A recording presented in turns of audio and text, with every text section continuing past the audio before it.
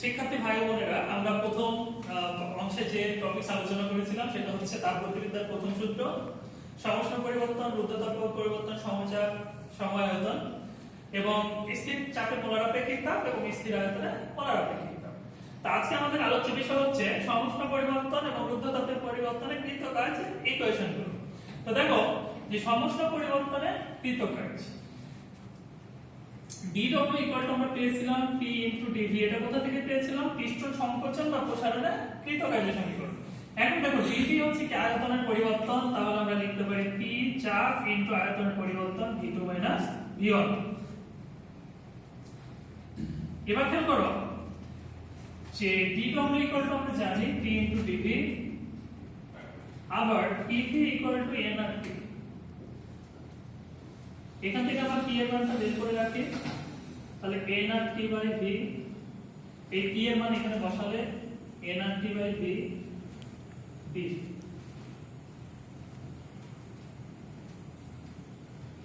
এবার খেয়াল করো যে dv, তাহলে v এর সাপেক্ষে আমাদের ইন্টিগ্রেশন করতেছি। তাহলে ইন্টিগ্রেশন করলে দুইটা লিমিট থাকবে, একটা হচ্ছে আদি লিমিট v1, একটা হচ্ছে শেষ লিমিট v2। তাহলে খেয়াল করো যে ইন্টিগ্রেশন শব্দের অর্থ, ইন্টিগ্রেশন অর্থ হচ্ছে যোগফল বা ক্ষেত্রফল, যোগফল বা ক্ষেত্রফল। তাহলে দেখো যে d dx এগুলো কি? এগুলো হচ্ছে অপারেটর, আমরা জানি এটা হচ্ছে ডিফারেন্সিয়েশন অপারেটর, এটা হচ্ছে ইন্টিগ্রেশন অপারেটর। তাহলে দেখো যে আমরা বলেছি ইন্টিগ্রেশন শব্দের অর্থ হচ্ছে যোগফল বা ক্ষেত্রফল। তাহলে সহজ একটা উদাহরণ আমি দেখাচ্ছি, যে একটা লাঠি, x দৈর্ঘ্যের লাঠি, একে আমরা ক্ষুদ্র ক্ষুদ্র অংশে ভাগ করে দেব। তাহলে প্রত্যেকটা অংশ যদি dx হয়, প্রত্যেকটা অংশ হচ্ছে dx। তাহলে সকল dx থেকে যোগ করলে আমরা কি পাবো? লাঠির দৈর্ঘ্য x পাওয়া যাবে।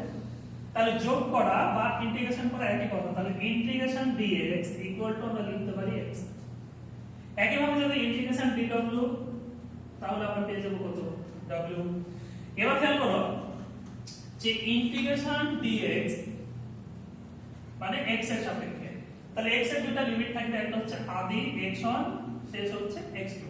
তাহলে ইন্টিগ্রেশন যদি dv হয়, আয়তনের সাপেক্ষে হয়, তাহলে আয়তনের দুটো মান থাকবে, একটা হচ্ছে আদি আয়তন, একটা হচ্ছে শেষ আয়তন। তাহলে এখন খেয়াল করো যে আমরা দুইটা আয়তন পেয়েছি, একটা হচ্ছে আদি v1, শেষ হচ্ছে vt। তাহলে v এর সাপেক্ষে v ছাড়া বাকিগুলোকে বাইরে নিলাম, nRT integration 1/v dv v1 v2। তাহলে দেখো ইন্টিগ্রেশন 1/v dv, আমরা জানি integration 1/x dx equal to ছিল ln x, তাহলে integration 1/v dv equal to আমরা লিখতে পারি ln v v2 nRT, তাহলে v ln v2 ln v1, তাহলে আমরা লিখতে পারি nRT ln v2 বাই। তাহলে দেখো dw কে ইন্টিগ্রেশন করলে আমরা পেয়েছিলাম। তো এখানে আমরা সমষ্ণ পরিবর্তনের কৃতকাজের ইকুয়েশন পেয়ে গেছি, w nRT ln v2 by v1। তো এই কৃতকাজের মানটা পজিটিভও হতে পারে, নেগেটিভও হতে পারে। তাহলে দেখো যে আয়তন যদি বৃদ্ধি পায়, আদি আয়তন কম, মনে করো আদি আয়তন ছিল 1 লিটার, সেটা বৃদ্ধি হয়েছে 5 লিটার, তাহলে v1 এর মান করতাম, আদি হচ্ছে v1, শেষ হচ্ছে v2। আবার যদি আয়তন কমে যায়, আদি আয়তন ছিল 5 লিটার, সেটা কমে হয়েছে 2 লিটার, তাহলে এবার v1 এর মান করতাম, আদি 5 লিটার হচ্ছে v1 আর শেষ হচ্ছে v2। তাহলে এটা আমাদের মাথায় রাখতে হবে। এবার চলে আসো রুদ্ধতাপের পরিবর্তনের কৃতকাজ। রুদ্ধতাপের পরিবর্তনের কৃতকাজের সমীকরণের আগে আমাদের Cp এবং Cv বা স্থির চাপে মোলার আপেক্ষিক তাপ এবং স্থির আয়তনে মোলার আপেক্ষিক তাপ সম্পর্কে একটু জেনে নিতে হবে। খেয়াল করো যে Cv ছিল স্থির আয়তনে মোলার আপেক্ষিক তাপ। তো 1 মোল গ্যাসের তাপমাত্রা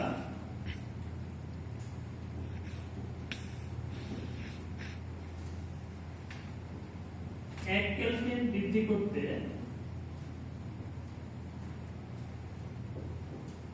যে তাপের প্রয়োজন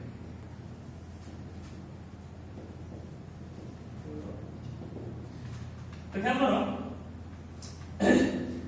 এটা অবশ্যই হতে হবে কি স্থির আয়তনে, স্থির আয়তনে। তাহলে স্থির আয়তনে 1 মোল গ্যাসের তাপমাত্রা 1 কেলভিন বৃদ্ধি করতে যে তাপের প্রয়োজন তাকে বলা হচ্ছে স্থির আয়তনে বলা হয় আপেক্ষিক তাপ CV। তাহলে ইকুয়েশন আমরা কি লিখতে পারি দেখো যে CV dQ n dt। তাহলে এখান থেকে কিন্তু আমরা সংজ্ঞাটা বলতে পারি যে n এর মান যদি 1 মোল হয়, dt যদি 1 কেলভিন হয়, তাহলে যে তাপের প্রয়োজন, যে তাপের প্রয়োজন, তাহলে দেখো আমরা বলতে পারি যে স্থির আয়তনে 1 মোল গ্যাসের তাপমাত্রা 1 কেলভিন বৃদ্ধি করতে যতটুকু তাপ প্রয়োজন সেটা হচ্ছে CV। আবার দেখো CP আমরা বলতে পারি, তাহলে এখানে স্থির কি স্থির চাপ, স্থির চাপে 1 মোল গ্যাসের তাপমাত্রা 1 কেলভিন বৃদ্ধি করতে যে তাপের প্রয়োজন। তাহলে এখান থেকে দেখো CP এর ইকুয়েশন আমরা লিখতে পারি CP হচ্ছে dQ n dt।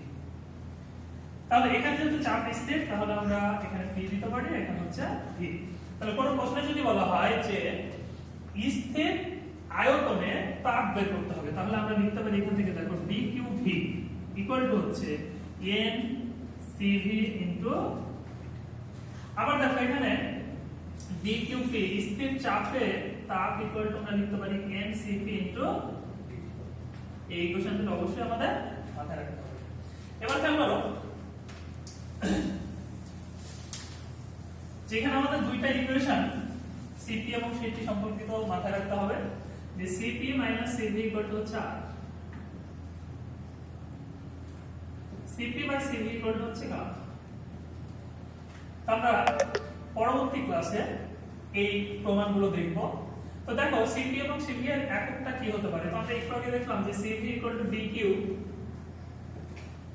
n dt, তাহলে এর একক। তাহলে এই যে তাপ হচ্ছে জুল, n হচ্ছে মোল, তাহলে জুল পার মোল, dt এখানে কি ছিল তাপমাত্রার পরিবর্তন, তাহলে পার কেলভিন, তাহলে জুল পার মোল পার কেলভিন। তাহলে দেখো যে এই CP এর একক হচ্ছে জুল পার মোল পার কেলভিন, একই ভাবে CV এর একক হচ্ছে জুল পার মোল পার কেলভিন, তাহলে R এর একক কি জুল পার মোল পার কেলভিন। কারণ আমরা জানি টাকা থেকে টাকা বিয়োগ করলে টাকা হবে, পয়সা থেকে পয়সা বিয়োগ করলে পয়সা হবে। এবার খেয়াল করো যে রুদ্ধতাপের পরিবর্তনে পেতে পারছি। তো দেখো রুদ্ধতাপের পরিবর্তনে আমরা জানি dQ স্থির থাকে বা Q স্থির থাকে, dQ এর মান হচ্ছে 0। তো তাপগতিবিদ্যার প্রথম সূত্র থেকে আমরা পেয়েছিলাম dQ du + dW। এখানে dQ এর মান 0 বসালে আমরা লিখতে পারি 0 du + dW। তাহলে এখান থেকে dW লেখা যায় -dQ। আবার দেখো du আমরা পেয়েছিলাম CV * dt, কিন্তু এখানে একটা কন্ডিশন ছিল, অবশ্যই কি ছিল 1 মোলের জন্য। তার n মোলের জন্য যদি হয় তাহলে du কত হবে n CV * dt। তাহলে উপরটা হচ্ছে 1 মোলের জন্য আর এটা হচ্ছে n মোলের। এখন দেখো যে du আমরা পেয়েছি dw পেয়েছি -du, তাহলে -du এর মান আমরা বসালাম CV dt, এটা ছিল 1 মোলের জন্য। তাহলে n মোলের জন্য আমরা কি পাবো টোটাল কাজ w -n CV dt। এবার খেয়াল করো যে CP - CV আমরা পেয়েছি CP - CV R এবং CP/CV হচ্ছে গামা। তাহলে এখান থেকে CP এর মানটা আমরা বের করে নিতে পারি গামা * CV। তাহলে এই CP এর মান যদি বসানো হয় তাহলে গামা CV - CV হচ্ছে, তাহলে CV কমন, গামা - 1 R, অতএব CV R/গামা - 1। এবার এই CV এর মানটা আমরা এখানে বসাবো। তাহলে দেখো -n R গামা - 1 dt হচ্ছে কি তাপমাত্রার পরিবর্তন, তাহলে আমরা কি দিতে পারি শেষ তাপমাত্রা মাইনাস আদি তাপমাত্রা। এবার খেয়াল করো যে এখানে যে মাইনাস আছে এখানে যদি আমরা মাইনাস কমন নিই তাহলে মাইনাস মাইনাসে প্লাস, তাহলে লিখতে পারি nr গামা মাইনাস 1 তাহলে t1 মাইনাস t2। এটা হচ্ছে আমাদের রুদ্ধতাপীয় পরিবর্তনকৃত কাজের সমীকরণ। এই সমীকরণটা অবশ্যই তোমাদের মাথায় রাখতে হবে। দেখো এই সমীকরণটা আমরা অন্য একটা ফরম্যাটে লিখতে পারি, সেটা হচ্ছে 1 বাই গামা মাইনাস 1, তাহলে এটা গুণ করে দিই, তাহলে nr t1 minus nr t2। এবার খেয়াল করো যে p3 ইকুয়াল টু আমরা জানি nr t, তাহলে p1 v1 ইকুয়াল টু কত হবে nr t1, p2 v2 equal to nr t2। তো দেখো nr t1 এর মান আমরা কিন্তু লিখতে পারি 1 বাই গামা মাইনাস 1 লিখে দিলাম, আর এর পরিবর্তে আমরা লিখতে পারি t1 v1 মাইনাস t2। তাহলে রুদ্ধতাপের পরিবর্তনের এই দুটো সমীকরণ আমাদের মাথায় রাখতে হবে। যদি t1 দুইটা তাপমাত্রা দেওয়া থাকে, আগে তাপমাত্রা শেষ তাপমাত্রা, তাহলে আমরা এই ইকুয়েশন নেব, আর যদি চাপ এবং আয়তনের পরিবর্তন দেওয়া থাকে তাহলে আমরা অবশ্যই এই ইকুয়েশন নিয়ে কাজ করব। এবার দেখো রুদ্ধতাপের পরিবর্তনে তাপমাত্রা বৃদ্ধিও পেতে পারে, কমেও যেতে পারে। তো কখন বৃদ্ধি পায় কখন কমে যায় এগুলো আমরা একটু আলোচনা করব। তো তোমাদের মনে রাখার জন্য সহজ একটা পদ্ধতি আমি শিখাচ্ছি, এই সবটা মাথায় রাখবা যে পানি এবং তাপ। পানির জন্য যেটা হচ্ছে উচ্চতা, তাপের জন্য সেটা হচ্ছে তাপমাত্রা।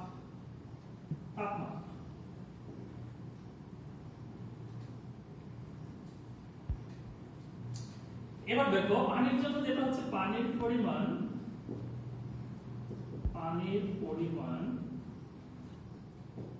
তাপের জন্য সেটা হচ্ছে তাপের পরিমাণ।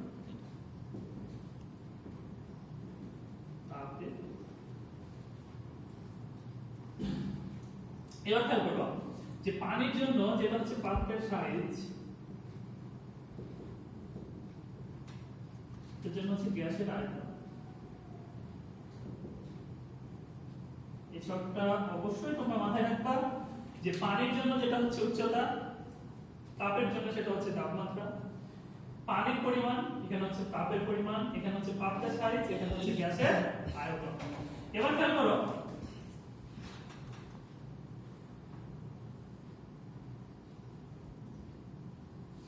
যে একটা পাত্রে পানি আছে,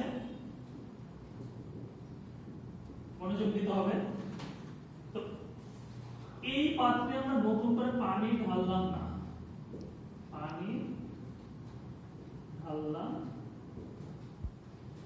তাহলে কি হচ্ছে একটা পাত্রে পানি আছে, এখানে নতুন করে কোনো পানি ঢালা হয় না, কিন্তু এই পাত্রের যে সাইজ, এই সাইজটা আমরা বাড়াই দিলাম। পাত্রের সাইজ বাড়ালাম, তাহলে রেজাল্ট কি হবে? তাহলে খেয়াল করো, নরমালি একটু বোঝার ট্রাই করো, তোমরা বুঝতে পারবা যে একটা পাত্রে পানি ছিল, এই পানির উচ্চতা হচ্ছে এই পর্যন্ত, নতুন করে কোনো পানি ঢালা হয় নাই, কিন্তু পাত্রের সাইজ বাড়ানো হয়েছে, তাহলে কি করবে? নিশ্চয়ই এই উচ্চতাটা কি হবে? কমে যাবে। তাহলে উচ্চতাটা কি হবে? তাহলে রেজাল্ট হলো উচ্চতা কমে যায়, উচ্চতা কমে। এবার যদি আমরা এই গ্যাসের জন্য চিন্তা করি, যে একটা পিস্টনযুক্ত সিলিন্ডার আছে, এখানে আমরা BQ বা তাপ দিলাম না,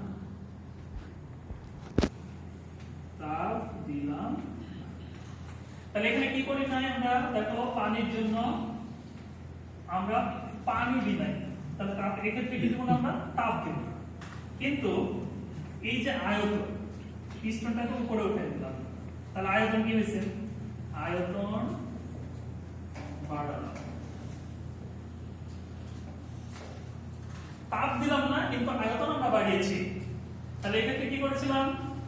পাত্রের সাইজ বাড়িয়েছিলাম, আর এক্ষেত্রে আমরা কি করলাম? গ্যাসের আয়তন বাড়ালাম। তাহলে এক্ষেত্রে রেজাল্ট কি হবে? তাহলে দেখো পানির জন্য রেজাল্ট কি হয়েছিল? উচ্চতা কমে যায়। তাহলে এই গ্যাসের জন্য কি হবে? তাপমাত্রা বাড়বে না কমবে? তাহলে তাপমাত্রা কমে যায়। তাপমাত্রা। এবার খেয়াল করো যে এখানে যদি আমরা এই পানির উচ্চতাটা ঠিক রাখতে চাইতাম তাহলে কি করতে হতো, নতুন করে আমাদের কি করতে হতো, পানি ঢালতে হতো। তাহলে এক্ষেত্রে যদি আমরা তাপমাত্রা এর ভিতরে তাপমাত্রা যদি আমরা ঠিক রাখতাম তাহলে কি করতে হতো, আমাদের তাপ দিতে হতো। ক্লিয়ার? তাহলে এই জায়গাগুলো আমাদের মাথায় রাখতে হবে। আবার খেয়াল করে দেখো যে একটা পাত্রে পানি ছিল, এবার এর আয়তন পাত্রের সাইজকে যদি আমরা একটু কমায় দিই তাহলে কি হবে, উচ্চতা নিশ্চয়ই বেড়ে যাবে। তাহলে এবার যদি কি করা হয়, পিস্টনকে সংকুচিত করা হয় তাহলে তাপমাত্রা বাড়বে না কমবে, তাপমাত্রা বেড়ে যাবে।